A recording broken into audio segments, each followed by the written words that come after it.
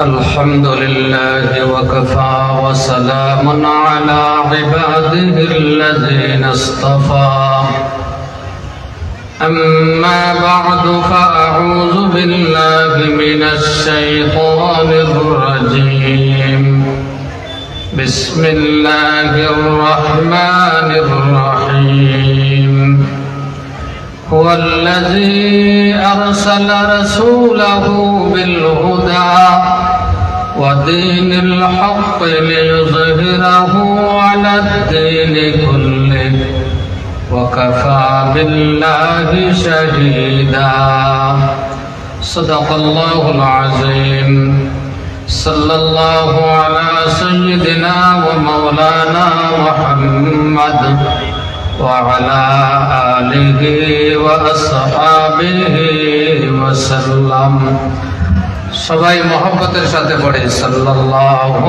আলা সাইয়্যিদিনা ওয়া মাওলানা মুহাম্মদ ওয়া আলা আলিহি ওয়া আসহাবিহি ওয়া সাল্লাম সাল্লাল্লাহু আলা سيدنا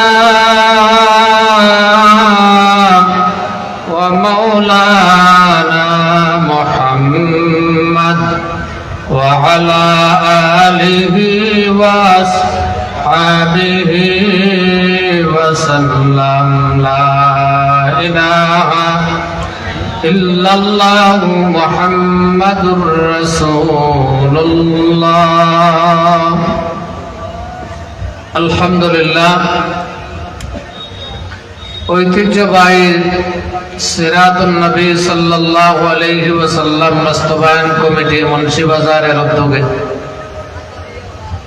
আজকের এই ঐতিহাসিক মাহফিলের অত্যন্ত শ্রদ্ধাভাজন সভাপতি সাহেব, মঞ্চে উপবিষ্ট হযরত উলামায়ে কেরাম, সামনে উপস্থিত তৌহিদি জনতা, আল্লাহ রাব্বুল আলামিনের শুকরিয়া যে আল্লাহ রাব্বুল আলামিন আজকে রবিউল আউয়াল মাসে সিরাতুন নবী সাল্লাল্লাহু আলাইহি ওয়াসাল্লাম মাহফিলে আমাদেরকে হাজির হওয়ার তৌফিক দান করছেন। এই জন্য আমরা আল্লাহর শুকরিয়া আদায় করি আলহামদুলিল্লাহ। আরো জোরে পড়ি আলহামদুলিল্লাহ। আমাদের মৌলভীবাজারের কৃতি সন্তান শায়খুল হাদিস হযরত মাওলানা মুফতি মুশাহিদ কাসেমী সাহেব হাফিজাহুল্লাহ অত্যন্ত গুরুত্বপূর্ণ বয়ান আপনাদের সামনে পেশ করছেন। আমার পরেও আজকের মাহফিলের প্রধান অতিথি সারা বাংলাদেশের সারা জাগানো আলোচক হযরত মাওলানা মুফতি আলী হাসান উসামা হাফিজাহুল্লাহ আপনাদের সামনে বয়ান পেশ করবেন। মধ্যখানে সামান্য কিছু সময় কিছু কথা আপনাদের সামনে আলোচনা করার জন্য কর্তৃপক্ষ আমাকে আদেশ করেছেন।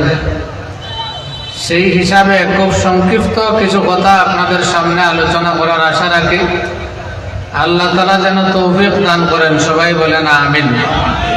আরো জোরে বলেন আমিন। মুহতারাম হাজরিনে কেরাম, আমরা প্রতি বছর সেপ্টেম্বর অক্টোবর মাস থেকে শুরু করে মার্চ এপ্রিল মাস পর্যন্ত বাংলাদেশে যেই পরিমাণের মাহফিল হয়, দুনিয়ার অন্য কোনো দেশে এই পরিমাণের মাহফিল হয় কিনা সন্দেহ আছে। ঠিক না ভাই? ঠিক।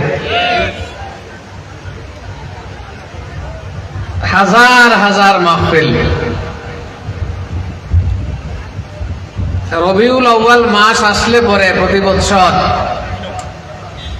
বিভিন্ন নামে মাহফিল হয়, সারা মাস ব্যাপী হয়।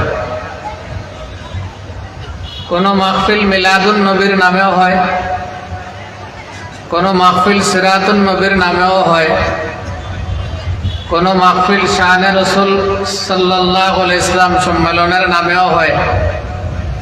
যে নামেই হয় না কেন মূল টার্গেট থাকে নবীজি সাল্লাল্লাহু আলাইহি ওয়াসাল্লাম সম্পর্কে কিছু আলোচনা, জানা এবং শোনা। ঠিক না ঠিক? সব মাহফিল যারা আয়োজন করেন, এই সব আয়োজকদের একটা টার্গেট থাকে যে রাসূল করিম সাল্লাল্লাহু আলাইহি ওয়াসাল্লাম সম্পর্কে আমরা কিছু জানবো এবং মানব। একটা গুরুত্বপূর্ণ বিষয় হইল সিরাতুন নবী সাল্লাল্লাহু আলাইহি ওয়াসাল্লাম। এটা শুধু আলোচনার বিষয় না পালন করার বিষয়? জোরে বলেন। মিলাদুন নবী সাল্লাল্লাহু আলাইহি ওয়াসাল্লাম বা নবীর জন্মের কথা আলোচনার বিষয়, আলোচনা করা হয়। আর এর আলোচনা ছাড়া নবীজির জীবনীয় কিতাব কি হয় না, পূর্ণাঙ্গ হয় না। কিন্তু সিরাতুন নবী সাল্লাল্লাহু আলাইহি ওয়াসাল্লাম তো শুধু আলোচনার বিষয় নয়, বরং এটা পালন করার বিষয়, আমল করার বিষয়। আজকে থেকে আপনি 50-100 বছর আগের ইতিহাস যদি দেখেন, তাহলে আজকে থেকে 150 বছর 100 বছর আগে এই রকমের নামে কোনো মাহফিল ছিল কিনা এটা ইতিহাস প্রমাণ করে না। এই না বিভিন্ন নাম দিয়া এই মাহফিলগুলা শুরু হয়েছে খুব বেশি দিন না। সাহাবায়ে কেরামের যুগে সাহাবায়ে কেরাম এইভাবে মাহফিল নিয়ে যদি ব্যস্ত থাকতেন, তাহলে ইসলাম বাংলাদেশ পর্যন্ত আসতো কিনা সন্দেহ ছিল। কারণ সাহাবায়ে কেরামের কাছে এই রকমের ফুরসতই ছিল না। তারা দিনের বেলা ঘোড়ার উপরে থাকতেন জিহাদের ময়দানে, রাত্রিবেলা তারা আল্লাহর ইবাদত বন্দেগী করতেন। ঠিক না বে ঠিক? আরো জোরে বলেন, ঠিক না বে ঠিক? আল্লাহ তাআলা তাদের গুণ আলোচনা করেছেন। মুহাম্মাদুর রাসূলুল্লাহ ওয়াল্লাযীনা মাআহু আশিদ্দাউ আলাল কুফফার রুহামাউ বাইনাহুম তারাহুম রুকআন সুজদান ইয়াবতাগুনা ফাদলাম মিনাল্লাহি ওয়া রিদওয়ানা। আল্লাহ তাআলা নবীজি সাল্লাল্লাহু আলাইহি ওয়াসাল্লাম এবং নবীর সাহাবায়ে কেরামের গুণ বর্ণনা করেছেন যে তারা নিজেদের ভিতরে ছিলেন অত্যন্ত নরম কোমল হৃদয়। এক মুসলমান আরেক মুসলমানের ভাই। ইন্নামাল মুমিনুনা ইখওয়া, এক মুসলমান আরেক মুসলমানের ভাই। আল মুসলিমু আখুল মুসলিম। আল্লাহ তাআলা সাহাবায়ে কেরামের গুণ বর্ণনা করতেছেন যে ওয়াল্লাযীনা মাআহু আশিদ্দাউ আলাল কুফফার রুহামাউ বাইনাহুম। আল্লাহ তাআলা বলেন নবীর সাহাবীদের বৈশিষ্ট্য হইল তারা কাফেরদের বিরুদ্ধে কঠোর ছিলেন, কিন্তু নিজেদের ভিতরে তারা ছিলেন অত্যন্ত দয়াময়। একজন সাহাবী আরেকজন সাহাবীর প্রতি, একজন মুসলমান আরেকজন মুসলমানের প্রতি কি পরিমাণের দয়ালু ছিলেন। সাহাবায়ে কেরাম মক্কা ছেড়ে যখন মদিনায় হিজরত করেছেন, মদিনার আনসারী সাহাবায়ে কেরাম, মক্কা থেকে হিজরত করা মুহাজির সাহাবীরা ঘর ছেড়ে মদিনায় গেছেন, বাড়ি ছেড়ে মদিনায় গেছেন, সহায় সম্পত্তি, দোকান, মার্কেট সব কিছু পরিত্যাগ করে মদিনায় হিজরত করেছেন। মদিনার সাহাবীরা মক্কা থেকে আগত মুসলমান সাহাবীদের জন্য নিজের 2টা বাড়ি থাকলে একটা বাড়ি মক্কা থেকে আগত মুসলমান মুহাজির ভাইকে দিয়েছেন। 2টা বউ থাকলে একটা বউ তালাক দিয়া মক্কা থেকে আগত মুহাজির মুসলমান ভাইটাকে দিয়া দিয়েছেন। 2টা বাগান থাকলে একটা বাগান মক্কা থেকে আগত মুহাজির মুসলমান ভাই সাহাবীকে দিয়া দিয়েছেন। একটা বাগান থাকলে অর্ধেকটা বাগান মক্কা থেকে আগত মুহাজির মুসলমানকে দিয়া দিয়েছেন। মদিনার আনসার সাহাবায়ে কেরাম মক্কা থেকে হিজরত করে আসা মুসলমানদের জন্য নিজের বাড়ি ভাগ করে দিয়েছেন, নিজের ঘর ভাগ করে দিয়েছেন, বাগান ভাগ করে দিয়েছেন, দোকান ভাগ করে দিয়েছেন, সম্পত্তি ভাগ করে দিয়েছেন, গুড়া ভাগ করে দিয়েছেন। এমন ভাবে আনসার সাহাবায়ে কেরাম মক্কার সাহাবায়ে কেরামের জন্য ত্যাগ স্বীকার করেছেন, কুরবানি স্বীকার করেছেন। রুহামাউ বাইনাহুম, তাদের ভিতরে ছিল সুকুমলতা, তাদের ভিতরে ছিল মুসলমানে দরদ, তাদের ভিতরে ছিল মুসলমানের প্রতি প্রাণ ভরা ভালোবাসা। ঠিক না বেঠিক? এক সাহাবী যুদ্ধের ময়দানে আহত হয়েছেন, আহত হয়ে চিৎকার দিয়েছেন, কে আছো আমারে পানি পান করাও। আরেক সাহাবী দৌড়াইয়া গেছেন, তার চাচাতো ভাই, তিনি নিজের চাচাতো ভাই যুদ্ধের ময়দানে জিহাদের মাঠে আহত হয়ে সেখানে পানি পানি বলতেছে, কে আছো আমারে পানি পান করাও। ওই সাহাবী পানি নিয়ে তার কাছে গেলেন। যেই মুহূর্তে তিনি পানি মুখের কাছে নিলেন, পানি পান করবেন, ওই মুহূর্তে আরেকজন আহত সাহাবী যুদ্ধের ময়দানে আওয়াজ দিলেন, কে আছো আমারে পানি পান করাও। ওই সাহাবী এই করুণ অবস্থায়ও নিজে পানি পান করলেন না, ঠোঁটের কাছ থেকে পানি রিটার্ন করে দিয়ে বললেন, যাও আগে আমার ভাইকে পানি পান করাও। দ্বিতীয় জনের কাছে পানি নেওয়া হইল, তৃতীয় আরেকজন আওয়াজ দিলেন, এইভাবে তৃতীয় জনের কাছে পানি নেওয়া হইল। চতুর্থ আরেকজন আওয়াজ দিলেন, তৃতীয় জন পানি পান না করে চতুর্থ জনের কাছে পানি পৌঁছাইয়া দিলেন। একজন থেকে আরেকজন হইয়া 7 নম্বর সাহাবী আওয়াজ দিলেন, কে আছো আমারে পানি পান করাও। 7 নম্বর জনের কাছে 6 নম্বর জন বললেন, আমার চাইতে আমার ভাইকে পানি পান করানো বেশি জরুরি, তার কাছে পানি নিয়ে যাও। 7 নম্বর জনের কাছে পানি নিয়ে যখন যাওয়া হইল, এর আগেই তিনি শাহাদাত বরণ করেছেন। এবার 6 নম্বর জনের কাছে আসলেন, তিনিও শাহাদাত বরণ করেছেন। 5 নম্বর জনের কাছে আসলেন, তিনিও শাহাদাত বরণ করেছেন। আস্তে আস্তে প্রথম সাহাবী, তার চাচাতো ভাই যিনি ছিলেন, ওই সাহাবীর কাছে আসলেন, তিনিও পানি পান না করেই শাহাদাত বরণ করেছেন। আমার চাইতে আমার ভাইয়ের প্রয়োজন বেশি, আমার চাইতে আমার ভাইয়ের প্রয়োজন বেশি। এই কথাটা, এই কথাটা, এই আদর্শটা মুহাম্মদুর রাসূলুল্লাহ সাল্লাল্লাহু আলাইহি ওয়াসাল্লাম সাহাবায়ে কেরামের দিলের ভিতরে এমন ভাবে বসাইয়া দিয়েছিলেন। সাহাবায়ে কেরাম যুদ্ধের ময়দানে মৃত্যুবরণ অবস্থায় শাহাদাতের সামনে দাঁড়াইয়াও নিজে পানি পান না করে আরেক মুসলমান ভাইয়ের মুখে পানি উঠাইয়া দিয়েছে। এর নাম মুসলমান, এর নাম, জোরে বলেন এর নাম, আরো জোরে বলেন এর নাম, এর নাম মুসলমান। রুসমে আযা রহ গয়ী হ্যায় রূহ বেলালি না রহি, রুসমে আযা রহ গয়ী হ্যায় রূহ বেলালি না রহি, अरे फलसफा रह गई है तलकीन गजाली ना रही, फलसफा रह गई है तलकीन गजाली ना रही। আযান এখনো হয়, কিন্তু বেলালের সেই রূহ আযানের ভিতরে নেই। ফলসফা আছে, গজালির মতো সেই উস্তাদ নেই। মুহতারাম হাজরিনে কেরাম, আজও সেই কোরআন আছে, আজও সেই হাদিস আছে, কিন্তু সেই ওমর, আবু বকর, আলী আর উসমানের মতো মুসলমান নেই। আল্লাহর কসম, বদরের ময়দানে যে 313 জন সহায় সম্বলহীন সাহাবী 1000 কাফিরদের বিরুদ্ধে লড়াই করেছিলেন, ওই 313 জন সহায় সম্বলহীন সাহাবায়ে কেরামের ভিতরে ঈমানের যে স্পিরিট ছিল, তাওহীদের যে আগুন ছিল তাদের ভিতরে, ওই 313 জন যদি বাংলার জমিনে সৃষ্টি হয়, আল্লাহর কসম, আল্লাহর কসম, বাংলার জমিনেও কোরআনের রাজত্ব কায়েম হবে, ইসলাম কায়েম হবে। ওই 313 জনের ঈমান যেমন ছিল তেমন ঈমানওয়ালা মুসলমান দরকার। ঠিক না বে ঠিক? আরো জোরে বলেন ঠিক না বে ঠিক?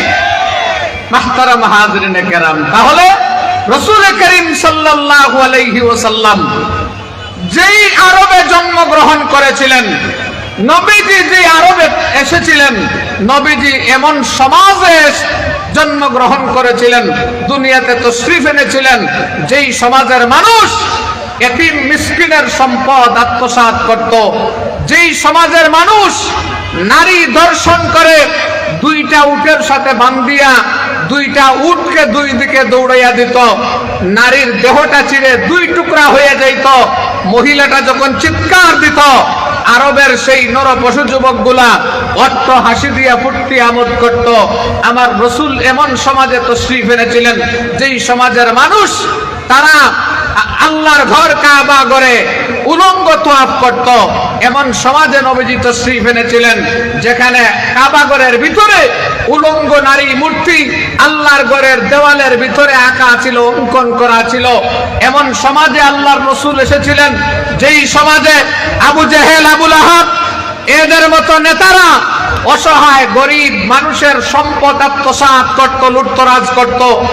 দাপটের কারণে, তাদের কেডার বাহিনীর কারণে তাদের সামনে কথা বলার মতো কোনো সাহস কারো ছিল না।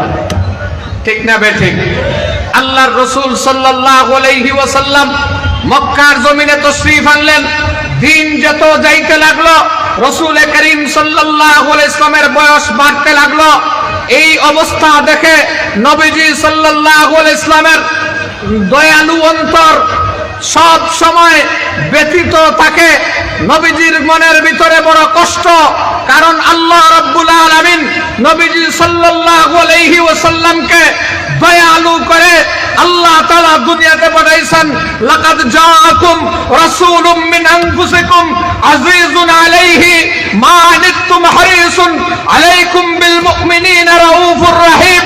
মুহতারাম হাজরিনে কেরাম, আমার নবী সাল্লাল্লাহু আলাইহি ওয়াসাল্লামের চাইতে উম্মত দরদি, মানবতার দরদি আর কেউ হইতে পারে না। এই দয়ালু নবী, দয়াল রবের পক্ষ থেকে দয়ালু নবী মুহাম্মদুর রাসূলুল্লাহ সাল্লাল্লাহু আলাইহি ওয়াসাল্লাম যখন দুনিয়াতে আসলেন, আর আসার পরে যখন দেখলেন এই অবস্থা, অসহায় গরিব মানুষের কোনো অধিকার নাই, এতিম মিসকিনের হক প্রভাবশালী ধনী ক্ষমতাসীনরা লুটতরাজ করে খায়, বিচার দেওয়ার মতো কোনো জায়গা নাই। যখন নবীজি দেখলেন আল্লাহর ঘরের ভিতরে উলঙ্গ মূর্তিগুলা দিয়ে ভরা, যখন নবীজি দেখলেন আল্লাহর ঘর মানুষ উলঙ্গ হইয়া তোয়াফ করে, নবীজি সাল্লাল্লাহু আলাইহি ওয়াসাল্লাম মনের ভিতরে বড় বেদনা, আর চিন্তা করতে লাগলেন এই পৃথিবীতে এত অন্ধকার, এত জুলুম আর নির্যাতন, মানুষ বাঁচবার পথ কি, মানুষের মুক্তির ব্যবস্থা কি? নবীজি সাল্লাল্লাহু আলাইহি ওয়াসাল্লাম 35 বছর বয়স থেকে হেরা গুহায় যাওয়া শুরু করলেন। যেই হেরা গুহা, মক্কায় যারা গেছেন তারা বলতে পারবেন, এখনো কোনো টাটকা যুবক মানুষ ওই হেরা গুহা যদি বাইরে উঠতে যায়, তারপরেও বহুত কঠিন ব্যাপার। সামান্যতম হাড় দুর্বল থাকলে কোনো মানুষ ওই দিকে মাথা তুলেও তাকাইতে পারে না, এত উঁচা হেরা গুহা। সেই হেরা গুহায় আল্লাহর রাসূল সাল্লাল্লাহু আলাইহি ওয়াসাল্লাম 35 বছর বয়স থেকে যাওয়া শুরু করলেন। হেরা গুহার ভিতরে গিয়া আল্লাহর নবী সাল্লাল্লাহু আলাইহি ওয়াসাল্লাম আল্লাহর দরবারে কাঁদতে লাগলেন, প্রভু হে, কে তুমি কোথায় আছো? এই অশান্ত দুনিয়াতে আমাদেরকে কেন পাঠাইছো? এই পৃথিবীতে এত শান্তি, এত জুলুম নির্যাতন, এইগুলা থেকে মানুষের মুক্তির ব্যবস্থা কি? এগুলা থেকে মানুষের শান্তির ব্যবস্থা কি? দুনিয়ার মানুষের মুক্তির পথ দেখাও, দুনিয়ার মানুষের শান্তির পথ দেখাও। আল্লাহর নবী সাল্লাল্লাহু আলাইহি ওয়াসাল্লাম ওই হেরা গুহায় আল্লাহর দরবারে 35 বছর বয়স থেকে শুরু করে 40 বছর বয়স পর্যন্ত 5টা বছর নবীজি সেখানে কাঁদলেন। কয় বছর? আরো জোরে বলেন, কয় বছর? 5 বছর। 35 বছর বয়স থেকে 40 বছর বয়স পর্যন্ত আল্লাহর নবী সেখানে হাজারি করলেন। কয়েকদিনের খানাপিনা নিয়ে চলে যাইতেন, খানাপিনা শেষ হইলে খানাপিনা আবার নিতেন। কোন সময় মা খাদিজা রাদিয়াল্লাহু তাআলা আনহা সেখানে খাবার নিয়ে যাইতেন। ছোট্ট ছোট্ট দুইটা মেয়ে জাইনাব আর উম্মে কুলসুমকে দুই হাতে ধরে আবার খানার পুটলাটাও সাথে নিয়া, টিফিনটা সাথে নিয়া মা খাদিজা মক্কা থেকে এই পাথরের পাহাড়গুলা বাইয়া বাইয়া খানায়ে কাবার পাশ থেকে সেই জাবালে নূর পর্যন্ত হেরা গুহায় নবীজির কাছে খাবার নিয়ে কেমনে যাইতেন ও মুসলমান, কল্পনা করা যায় না। একটা পাথরের পাহাড়, এখন আপনি মক্কায় যান, একটা পাথরের পাহাড় আপনি শুধু বাইয়া উঠেন, দেখবেন আপনার অবস্থা কি পরিমাণের হয়। খাদিজার মতো একজন মহিলা, যার বয়স তখন ছিল, নবীজির সাথে বিয়ের সময়ই বয়স ছিল 40 বছর, আর নবীজি যখন হেরা গুহায়, তখন খাদিজা রাদিয়াল্লাহু তাআলা আনহার বয়স প্রায় 53 বছর। আল্লাহর নবী সাল্লাল্লাহু আলাইহি ওয়াসাল্লামের কাছে আরো বেশি হবে খাদিজার বয়স তখন। নবীজি সাল্লাল্লাহু আলাইহি ওয়াসাল্লাম সেই হেরা গুহায় আছেন, আর খাদিজা খাবার নিয়া ছোট্ট মেয়েগুলারে পাশে নিয়া সেই পাহাড়ের অর্ধেকটার কাছাকাছি জায়গা খাদিজা পাহাড় বাইয়া বাইয়া উঠতেন নবীজির জন্য খানা নিয়া। নবীজি সাল্লাল্লাহু আলাইহি ওয়াসাল্লাম উপর থেকে নিচে আসিয়া পাহাড়ের মধ্যখান থেকে 1/3 থেকে খাবার নিয়ে নবীজি আবার হেরা গুহায় চলে যাইতেন। মা খাদিজার এই কষ্ট, মা খাদিজা কি পরিমাণের কষ্ট করেছেন, এটা ওই পাহাড়ের মধ্যে গিয়া দাঁড়াইলে মাথা গায়ের রুম দাঁড়াইয়া যায় যে খাদিজা রাদিয়াল্লাহু তাআলা আনহা এই উম্মতকে হেদায়েত দেওয়ার জন্য কি পরিমাণের কষ্ট মা খাদিজা রাদিয়াল্লাহু তাআলা আনহা করেছেন। আল্লাহর নবী সাল্লাল্লাহু আলাইহি ওয়াসাল্লাম সেই হেরা গুহায় কাঁদতে লাগলেন। একাধারে মাঝে মাঝে খানির জন্য বাড়িতে আসতেন, মাঝে মাঝে মা খাদিজা খানি নিয়ে যাইতেন। একাধারে আল্লাহর নবী কাঁদলেন 5টা বছর। কয় বছর? 5টা বছর। 35 বছর থেকে শুরু করে হেরা গুহায় নবীজি ধ্যান করা শুরু করেছিলেন। 40 বছর বয়স পর্যন্ত নবীজি সেখানে ধ্যান করলেন। আল্লাহর দরবারে কাঁদতেই লাগলেন, প্রভু হে, কে তুমি? কোথায় আছো? এই অশান্ত পৃথিবীতে আমাদেরকে কেনে পাঠাইছো? এই পৃথিবীর এত হানাহানি মারামারি, অশান্ত রাজকতা, অন্ধকার, মূর্তি পূজার অন্ধকার, জুলুম নির্যাতনের অন্ধকার, অন্যায় অবিচারের অন্ধকার, এই সব অন্ধকার থেকে দুনিয়ার মানুষের মুক্তির পথ কি? দুনিয়ার মানুষের বাঁচবার উপায় কি? নবীজি কাঁদতে লাগলেন আল্লাহর দরবারে, আল্লাহ আমাকে তুমি ধরা দাও, দেখা দাও, মানুষের মুক্তির পথ দাও। নবীজি 5 বছর কাঁদলেন। 40 বছর বয়স নবীজি সাল্লাল্লাহু আলাইহি ওয়াসাল্লামের যখন হইল, আল্লাহ রাব্বুল আলামিন 40 বছর বয়সে নবীজি সাল্লাল্লাহু আলাইহি ওয়াসাল্লামের কাছে জিবরাইল আলাইহিস সালামকে হেরা গুহায় পাঠাইয়া দিলেন। জোরে বলেন সুবহানাল্লাহ। জিবরাইল আলাইহিস সালাম হেরা গুহায় আসলেন নবীজি সাল্লাল্লাহু আলাইহি ওয়াসাল্লামের কাছে, আর আসিয়া বললেন, ইকরা, আপনি পড়েন। নবীজি বলেন, মা না বিকারিন, আমি পড়নেওয়ালা নয়, পড়তে জানি না। জিবরাইল আলাইহিস সালাম এবার নবীজি সাল্লাল্লাহু আলাইহি ওয়াসাল্লামকে সিনার সাথে নবীজির সিনা মুবারক লাগাইয়া চাপ দিলেন, এরপরে ছাড়লেন আর বললেন, ইকরা বিসমি রাব্বিকাল্লাযী খালাক, পড়েন আপনার সেই প্রভুর নামে যিনি আপনাকে সৃষ্টি করেছেন। নবীজি সাল্লাল্লাহু আলাইহি ওয়াসাল্লামের পড়া শুরু হয়ে গেল। মুহতারাম হাজরিনে কেরাম, নবীজি সাল্লাল্লাহু আলাইহি ওয়াসাল্লাম জিবরাইল বললেন ইকরা, নবীজি বলেন আমি পড়তে জানি না। আবার বলেন ইকরা, আমি পড়তে জানি না। নবীজি পড়লেন না কেন? কারণ জিবরাইল বলেছেন ইকরা, আপনি পড়েন। যতক্ষণ পর্যন্ত জিবরাইল বিসমি রাব্বিকাল্লাযী খালাক পড়েন আপনার সেই প্রভুর নামে যিনি আপনাকে সৃষ্টি করেছেন, সেই কথাটা না বলেছেন, ততক্ষণ পর্যন্ত আমার রাসূল পড়েন নাই। সুবহানাল্লাহ। তাহলে নবীজি সাল্লাল্লাহু আলাইহি ওয়াসাল্লাম পড়লেন না কেন? কারণ সেখানে জিবরাইল আল্লাহর নামে পড়ার কথা বলেন নাই, প্রথমে শুধু বলেছেন ইকরা, আপনি পড়েন, ইকরা, আপনি পড়েন। এই জন্য নবীজি সাল্লাল্লাহু আলাইহি ওয়াসাল্লাম বলেছেন আমি পড়তে জানি না। যখনই বলেছেন বিসমি রাব্বিকাল্লাযী খালাক, আপনি আপনার প্রভুর নামে পড়েন, এবার নবীজি সাল্লাল্লাহু আলাইহি ওয়াসাল্লামের পড়া শুরু হয়ে গেল। মুহতারাম হাজরিনে কেরাম, তাহলে বোঝা গেল মুসলমানদের পড়া শুরু হবে কার নামে? আরো জোরে বলেন, কার নামে? মুসলমানদের পড়া শুরু হবে আল্লাহর নামে। যেই পড়ার ভিতরে আল্লাহর নাম থাকবে না, যেই শিক্ষার মাধ্যমে রাসূলুল্লাহকে চেনা যাবে না, যেই শিক্ষার মাধ্যমে আল্লাহ এবং আল্লাহর রাসূলের সাথে সম্পর্ক তৈরি হয় না, ওই শিক্ষা মুসলমানের শিক্ষা হইতে পারে না। ঠিক না ভাই? ঠিক। এই দেশে মুসলমানদেরকে আল্লাহ এবং আল্লাহর রাসূল থেকে দূরে সরাইবার জন্য শিক্ষা ব্যবস্থাকে বহুভাবে নষ্ট করা হয়েছে, বহুভাবে শিক্ষা ব্যবস্থাকে চক্রান্ত ষড়যন্ত্র করে শিক্ষা ব্যবস্থা থেকে ইসলামকে সরাইবার, আল্লাহ আল্লাহর রাসূলকে সরাইবার ব্যবস্থা করা হয়েছে। কিন্তু আজকে যারা দায়িত্বে আছেন, আমরা অনুরোধ করব যে আমাদের এই দেশ 90% মুসলমানের দেশ হিসাবে শিক্ষা ব্যবস্থাকে সেইভাবেই সাজাইতে হবে যেইভাবে সাজাইলে এই দেশের মানুষরা আল্লাহ এবং আল্লাহর রাসূলের সাথে পরিচিত হইতে পারে।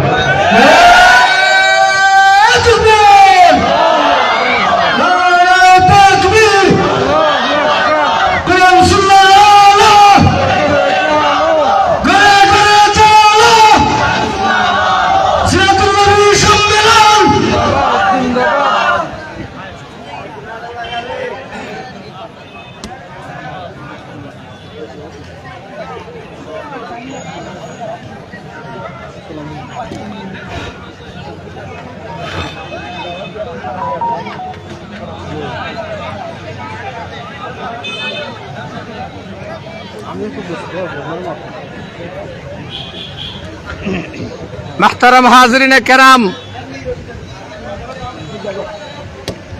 আমাদের প্রধান অতিথি আসার সময় হয়ে গেছে, প্রধান মেহমানের সময় হয়ে গেছে, এজন্য আমি কথা লম্বা করব না। নবীজি সাল্লাল্লাহু আলাইহি ওয়াসাল্লাম, এই যে নবীজির উপরে ওহী নাজিল হওয়া শুরু হইল, আল্লাহর রাসূল সাল্লাল্লাহু আলাইহি ওয়াসাল্লাম এই কোরআনে কারীম নবীজির কাছে নাজিল হওয়া শুরু হইল। ইকরা বিসমি রাব্বিকাল্লাযী খালাক, খালাকাল ইনসানা মিন আলাক, ইকরা ওয়া রাব্বুকাল আকরাম আল্লাযী আল্লামা বিল কলম, আল্লামাল ইনসানা মা লাম ইয়ালাম। আল্লাহর রাসূল সাল্লাল্লাহু আলাইহি ওয়াসাল্লাম এই কোরআনে, এখন তো এক একটা কলেজ ভার্সিটিতে, এক একটা প্রতিষ্ঠানে আপনার দর্জন বই থাকে সিলেবাসের ভিতরে, ঠিক না বে ঠিক? কিন্তু আল্লাহর রাসূল সাল্লাল্লাহু আলাইহি ওয়াসাল্লামকে আল্লাহ একটা মাত্র বই দিয়েছিলেন সিলেবাস হিসাবে, আর এই বইয়ের নাম হইল কোরআনে কারীম।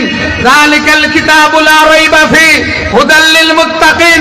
এমন কিতাব আল্লাহ নবীজিরে দান করেছিলেন যেই কিতাবের ভিতরে কোনো সন্দেহ নাই। আল্লাহ রাব্বুল আলামিন এই কিতাব নবীজি সাল্লাল্লাহু আলাইহি ওয়াসাল্লামকে দিয়া একটা সিলেবাস সাহাবায়ে কেরামের জন্য দিলেন। আল্লাহর রাসূল সাল্লাল্লাহু আলাইহি ওয়াসাল্লাম এই কোরআনে কারীমের সিলেবাস দিয়া হযরত আবু বকর সিদ্দিককে তৈয়ার করলেন। সুবহানাল্লাহ বলেন, আর জোরে বলেন সুবহানাল্লাহ। আবু বকর সিদ্দিক রাদিয়াল্লাহু তাআলা আনহু, আবু বকর সিদ্দিক রাদিয়াল্লাহু তাআলা আনহু আল্লাহর নবী সাল্লাল্লাহু আলাইহি ওয়াসাল্লামের হাতে হাত দিয়া মুসলমান হওয়া প্রথম প্রাপ্ত বয়স্ক মানুষ হযরত আবু বকর সিদ্দিক রাদিয়াল্লাহু তাআলা আনহু। নবীজি সাল্লাল্লাহু আলাইহি ওয়াসাল্লাম থেকে হযরত আবু বকর 2 বছরের ছোট ছিলেন। নবীজি সাল্লাল্লাহু আলাইহি ওয়াসাল্লাম ছিলেন আবু বকর থেকে 2 বছরের বড়। আল্লাহর নবী সাল্লাল্লাহু আলাইহি ওয়াসাল্লাম নবুয়তের ঘোষণা দেওয়ার আগেও আবু বকর সিদ্দিক নবীজির সাথে বন্ধুত্ব ছিল, সম্পর্ক ছিল। আবু বকর সিদ্দিক রাদিয়াল্লাহু তাআলা আনহু একবার সিরিয়ায় গেছেন মুসলমান হইবার আগে, ইসলাম আসার আগে। সিরিয়ায় নবীজি সাল্লাল্লাহু আলাইহি ওয়াসাল্লাম তখনও নবুয়তের ঘোষণা হয় নাই, কোরআন নাজিল হওয়া শুরু হয় নাই। আবু বকর সিরিয়ায় গেছেন ব্যবসার উদ্দেশ্যে। সেখানে যাওয়ার পরে আবু বকর সিদ্দিক রাদিয়াল্লাহু তাআলা আনহু ঘুমাইছেন। ঘুমানোর পরে স্বপ্নে দেখেন, রাত্রে ঘুমাইছেন, ঘুমানোর পরে হযরত আবু বকর স্বপ্নে দেখেন আকাশের চাঁদ আবু বকরের কুলের মধ্যে চলে আসছে। এরপরে আবু বকর দেখেন ওই চাঁদের আলো মক্কা প্রত্যেকটা ঘরে ঘরে পৌঁছে গেছে। মুহতারাম হাজরিনে কেরাম, সকালবেলা একজন পাদ্রীর কাছে, খ্রিস্টান আলেমের কাছে হযরত আবু বকর সিদ্দিক রাদিয়াল্লাহু তাআলা আনহু স্বপ্নের কথা বললেন যে আমি রাত্রে স্বপ্নে দেখেছি আকাশের চাঁদ আমার কুলের মধ্যে আসছে। ওই আলেম, খ্রিস্টান আলেম তখন আবু বকর সিদ্দিককে বললেন, তোমার এই স্বপ্নের তাবির হইল আখেরি নবী, শেষ নবী যখন আসবেন সর্বপ্রথম তুমি তার হাতে কলেমা পড়ে মুসলমান হবে। আরো জোরে বলেন সুবহানাল্লাহ। আবু বকর স্বপ্ন দেখলেন কয়েক বছর আগে সিরিয়ায়। এই স্বপ্ন দেখার পরে আবু বকর স্বপ্নের কথা আর কারো কাছে বললেন না, গোপন রাখলেন। যখন নবীজি সাল্লাল্লাহু আলাইহি ওয়াসাল্লাম কালেমার দাওয়াত আবু বকর সিদ্দিককে পেশ করলেন, আবু বকর সিদ্দিক রাদিয়াল্লাহু তাআলা আনহু তখন আল্লাহর রাসূল সাল্লাল্লাহু আলাইহি ওয়াসাল্লামকে বললেন, এমনিতেই উনার তো 100% বিশ্বাস আছে আগে থেকেই যে মক্কায় যদি কেউ নবী হয় মুহাম্মদ সাল্লাল্লাহু আলাইহি ওয়াসাল্লাম ছাড়া আর কেউ নবী হইতে পারে না। এই বিশ্বাস তো আবু বকরের আগ থেকেই আছে। কিন্তু এরপরেও আবু বকর সিদ্দিক নবীজি সাল্লাল্লাহু আলাইহি ওয়াসাল্লামকে বললেন যে আপনি যে আল্লাহর নবী এটার ডকুমেন্ট কি, এটার প্রমাণ কি? আল্লাহর নবী সাল্লাল্লাহু আলাইহি ওয়াসাল্লাম বললেন, তুমি যে কয়েক বছর আগে সিরিয়ায় স্বপ্ন দেখেছিলে সেই স্বপ্নই হচ্ছে এটার ডকুমেন্ট। আরো জোরে বলেন সুবহানাল্লাহ। আবু বকর কয়েক বছর আগে সিরিয়ায় যে স্বপ্ন দেখেছিলেন আকাশের চাঁদ তার কুলের মধ্যে চলে আসছে, আল্লাহর নবীর কাছে তো দূরের কথা, কারো কাছেই তিনি স্বপ্নের কথা বলেন নাই। কিন্তু আল্লাহর নবী আবু বকরকে বললেন, আবু বকর আমি যে নবী আল্লাহর পয়গাম্বর এটা তুমি কেমনে বুঝবে? ওই যে কয়েক বছর আগে সিরিয়ায় তুমি স্বপ্ন দেখেছিলে এটাই প্রমাণ হইল আমি আল্লাহর পয়গাম্বর। আবু বকর বললেন, ইয়া রাসূলুল্লাহ এই স্বপ্নের খবর তো আমি ছাড়া আর কেউ জানে না কারো কাছে, আমি বলিও নাই, আপনি স্বপ্নের কথা কেমনে জানলেন? নবীজি সাল্লাল্লাহু আলাইহি ওয়াসাল্লাম বললেন, যিনি তোমাকে স্বপ্ন দেখাইছে তিনি আমাকে জানাইছেন। মুহতারাম হাজরিনে কেরাম, আবু বকর সিদ্দিক কালেমা পড়ে মুসলমান হয়ে গেলেন, হযরত খাদিজা কালেমা পড়ে মুসলমান হয়ে গেলেন, আলী কালেমা পড়ে মুসলমান হয়ে গেলেন, যায়েদ ইবনে হারেসা কালেমা পড়ে মুসলমান হয়ে গেলেন। সাহাবায়ে কেরামের দল দিন দিন বাড়তে লাগলো। আল্লাহ রাব্বুল আলামিন নবীজি সাল্লাল্লাহু আলাইহি ওয়াসাল্লামকে আদেশ করলেন, ফাসদা বিমা তুমার ওয়া আরিদ আনিল মুশরিকিন। হে নবী আমি আল্লাহ আপনাকে যা আদেশ করেছি, যে কালেমার দাওয়াতের আদেশ আমি আপনাকে করেছি, আপনি এই কালেমার দাওয়াত দিতেই থাকেন। কাফির মুশরিকরা আপনাকে কি বললো না বললো, তারা খুশি হইল না বেজার হইল, এটা আপনি পরোয়া করবেন না, এটা আপনি দেখবেনও না, এটা আপনি ভাববেন না।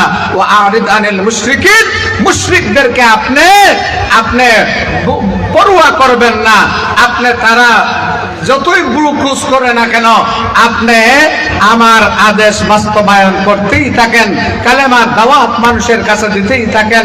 নবীজি সাল্লাল্লাহু আলাইহি ওয়াসাল্লাম এই কালেমার দাওয়াত দিতেই লাগলেন, মানুষ দলে দলে মুসলমান হইতে লাগলো। মুহতারাম হাজরিনে কেরাম, আল্লাহর রাসূল সাল্লাল্লাহু আলাইহি ওয়াসাল্লাম এই কোরআনে কারীমের তালিম মানুষকে দিতে লাগলেন, শিক্ষা মানুষকে দিতে লাগলেন। আর এমন একদল মানুষ তৈয়ার হইয়া গেল যেই মানুষগুলা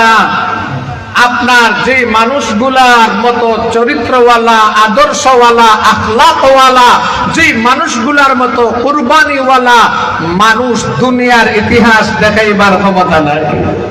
ঠিক না বেঠি? আল্লাহর নবী সাল্লাল্লাহু আলাইহি ওয়াসাল্লাম সাহাবায়ে কেরামকে এই কোরআনে কারীমের তালিম দিয়া, সিলেবাস দিয়া, এই আদর্শ দিয়া আল্লাহর নবী এমন সাহাবী তৈয়ার করলেন, আবু বকরের মতো, ওমরের মতো, উসমানের মতো, আলীর মতো। দুনিয়ার কোন ভার্সিটি, দুনিয়ার কোন দার্শনিক, কোন বৈজ্ঞানিক, কোন রাজনৈতিক লিডার নবীর সাহাবায়ে কেরামের মতো একজন শাগরিদ বানাইবা, একজন শিষ্য বানাইবার ক্ষমতা এই ১৫০০ বছরের ভিতরে হয় নাই। জোরে বলেন ঠিক না বেঠিক? আরো জোরে বলেন ঠিক না বেঠিক? কারণ নবীজি সাল্লাল্লাহু আলাইহি ওয়াসাল্লাম সাহাবায়ে কেরামকে তৈরি করেছেন আসমানি ওহির ইলম দিয়া। কি দিয়া? আরো জোরে বলেন কি দিয়া? নবীজি সাল্লাল্লাহু আলাইহি ওয়াসাল্লাম সাহাবায়ে কেরামকে তৈরি করেছেন আসমানি ইলম দিয়া, সাহাবায়ে কেরামকে তালিম করেছেন। আর সাহাবায়ে কেরামও এমন ভাবে তারা তৈরি হয়েছেন যে আল্লাহ রাব্বুল আলামিন খুশি হইয়া নবীর সাহাবায়ে কেরামের ব্যাপারে ঘোষণা করে দিয়েছেন রাদিয়াল্লাহু আনহুম ওয়া রাদু আনহু।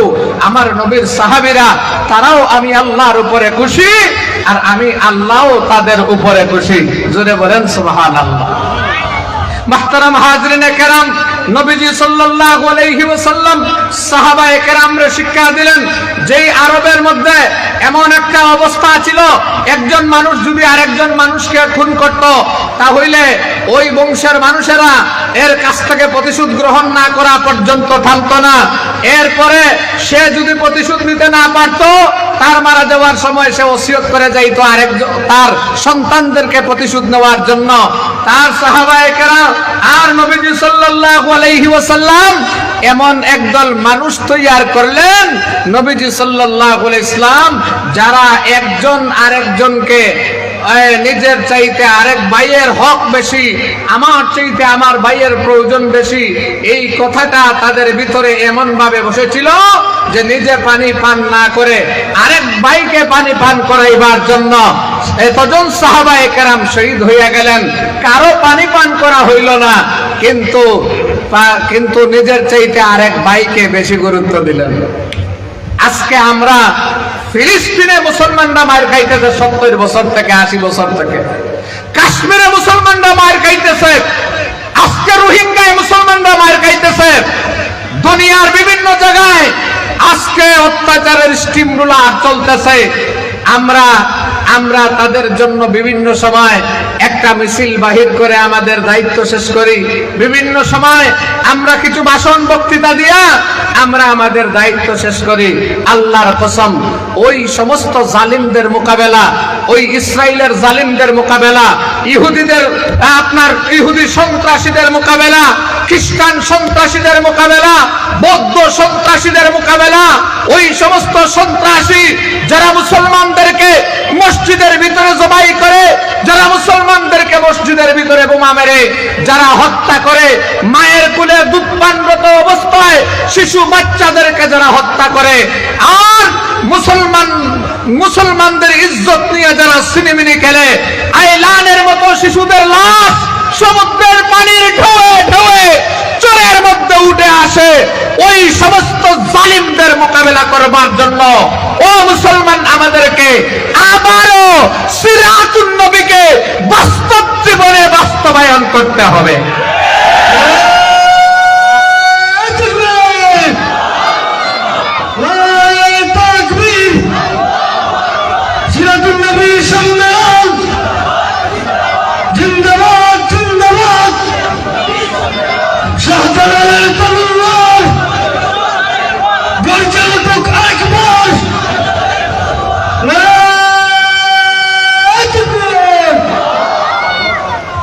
শেষ কথা হচ্ছে, যতদিন পর্যন্ত আমরা মুসলমানেরা আল্লাহর রসুলের সিরাতকে আমাদের ভিতরে বাস্তবায়ন না করব, যতদিন পর্যন্ত আমরা মুসলমানেরা আল্লাহর রসুলের সিরাতের চর্চা করব না, যতদিন পর্যন্ত আমরা মুসলমান তরুণরা যুবকরা আল্লাহর রসুল সাল্লাল্লাহু আলাইহি ইসলামের সেই সিরাতের আদর্শের আলোকে আমাদের জীবনকে পরিচালিত না করব, ততদিন পর্যন্ত হাজার মিছিল মিটিং করলেও আমরা জালিমদের মোকাবেলায় বিজয়ী হইতে পারব না। এই জন্য আমাদেরকে, আমাদের যুবকদেরকে, আমরা আমাদের ছাত্র যুবক পুরুষ মহিলা নির্বিশেষে সবাইকে আমাদেরকে সিরাতের চর্চা বাড়াইতে হবে। এমন কোন মুসলমান যুবক যেন না থাকে যে নবীজির জীবন আদর্শ সম্পর্কে জানে না, নবীজির জীবন আদর্শ সম্পর্কে সে লেখাপড়া করে নাই, এমন যেন না হয়। আজকের সবচেয়ে বড় দুর্ভাগ্য হইল যে আজকে আমাদের ছাত্র ভাইরা, আমাদের যুবকরা কার্ল মার্কস লেনিনকে যতটুকুন জানে, মাও সেতুংকে যতটুকুন জানে, আজকে আব্রাহাম লিঙ্কনকে যতটুকু জানে, রবীন্দ্রনাথ ঠাকুরকে নিয়ে দেশে যত চর্চা করা হয়েছে, বিশ্বনবী মুহাম্মদুর রাসূলুল্লাহ সাল্লাল্লাহু আলাইহি ইসলামকে নিয়ে ততটুকুন চর্চা আমরা করি না। নবীজি সাল্লাল্লাহু আলাইহি ইসলামের আদর্শ সিরাত নিয়ে আমাদের মধ্যে চর্চা আমাদের মধ্যে তেমন হয় না। যার কারণে আজকে দুনিয়ার জায়গায় জায়গায় আমরা নির্যাতিত এবং নিপীড়িত। মুহতারাম হাজরিনে কেরাম, আমাদের মুআজ্জাজ মেহমান